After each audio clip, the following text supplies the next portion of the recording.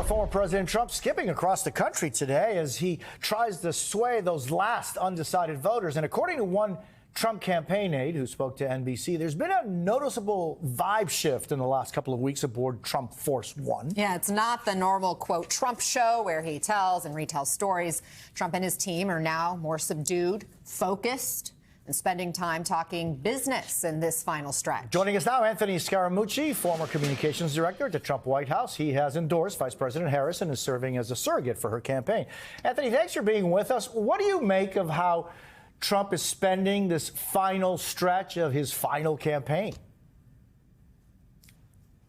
Oh, listen, I mean, he's working, but he's not working at the pace that he worked in 2016 or 2020. You probably caught some hoarseness in his voice yesterday. He even admitted that he had a sore throat when he was sort of manipulating the microphone. Let's just put it that way. That was sort of the weirdest thing I've seen him do in a very long time. But I think the North Carolina stuff is real because if you just look at time management, he's spending a tremendous amount of time there.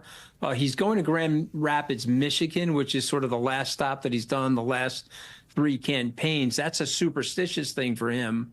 I think his campaign would like him to stay in Pennsylvania because that race looks like they're tied where the vice president is probably slightly ahead of him just based on door knocking and phone banking momentum. But he's going to go to Grand Rapids and defy his campaign again. So there's a lot of defiance by him. Let me show you how it's done. I'm the narcissist. I'm not going to necessarily listen to your advice here in the final hours. When you deep dive into some of the numbers of our latest NBC News poll, Anthony, you see Trump still holds a double-digit lead on who better handles the economy, 51% to 41%. That number basically unchanged from September, a little better than how it was with Joe Biden when he was still in the race. I'll note some other polls have shown Harris closing the gap a bit on the economy. Do you think Harris's policies will lead to economic growth? And if you will, make your pitch to the American voter who is worried not so much about the macro, but about the micro, their own family's finances. Well, listen, Anna, there's several layers of that pitch. The first thing I would say to the American voter is that objective economists have studied both plans. His plan explodes the deficit, and his tariff plan eats up the disposable income for lower and middle income people. Her plan sticks to a lot of things that they've done right. They're reshoring manufacturing. The CHIPS Act, what they want to repeal, is actually helping the United States from a national security perspective and the economy. And of course, the bridges and roads and tunnels that are being repaired right now under the Inflation Reduction Act is raising wages. So you've got 4 things going on at the same time that are helping.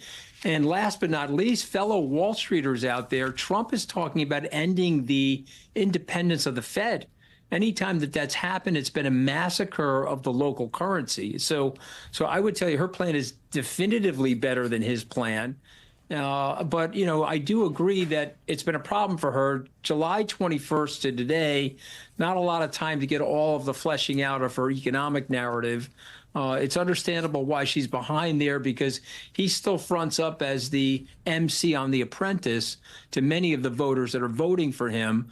But his plan would be a disaster for the U.S. economy, and her plan keeps us going in the right direction, which is economic expansion and a continuation of the Fed independence, which, of course, we need if we want to have a deep and very liquid capital market. You know, only one U.S. president has ever served 2 non-consecutive terms. Obviously, Trump wants to be the second on that. But I want to play for you some kind of the contrasting messages, 2016 Trump and 2024 Trump. Take a listen to this.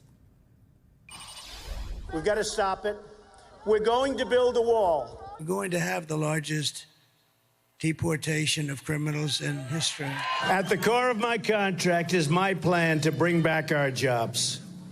Florida has lost 1 in 4 of its manufacturing jobs since NAFTA. I don't think anybody can believe. I've never seen numbers like this in my life because it was announced that Kamala's economy is like in a depression. We are going to win this great, great state, and we are going to win the White House. I mean, I came here. Whatever the hell time it is, who the hell knows? I'm giving you the full bore. You wouldn't let me leave in half an hour. I could have run up here, done it, start screaming, "Make America Great Again" for 5 or 6 times, and then leave to the cheers of the crowd, I would have been home sleeping right now. Certainly, probably one of the most unorthodox campaigners that has ever lived. What do you think has changed in these years, other than the fact that he's been living for 4 years under the person who beat him? Yeah, he's also tired, and I think he's very disgruntled. Things haven't gone the way he was expecting.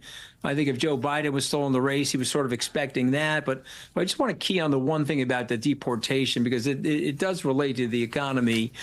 He's talking about deporting 15 million people, which is consequentially impossible. But let's go to 1.8 million people, because that's the U.S. prison population. If we deported 1.8 million people, it would cost the U.S. economy, the taxpayers, it would cost them $88 billion, but it would cost the U.S. economy 1.25% on its GDP, and it would be monumental to the reduction in tax receipts and Social Security receipts. So I don't think he understands what he's saying. Maybe he's a xenophobe, and maybe some of his supporters are. But this would be a disaster for the United States. It would also lead to sort of, I guess, Handmaid's Tale armored vehicles around the country. They would have to concentrate these people in camps. It's nonsensical, and it's very un-American. And so hopefully that's resonating from the Harris team, how dangerous this sort of stuff is. Do you think, Anthony, that it's incumbent upon the Harris team to specifically state what should and should not be the policy about the millions of people who have come in the last 3 to 4 years? It seems as though there is no focus on them.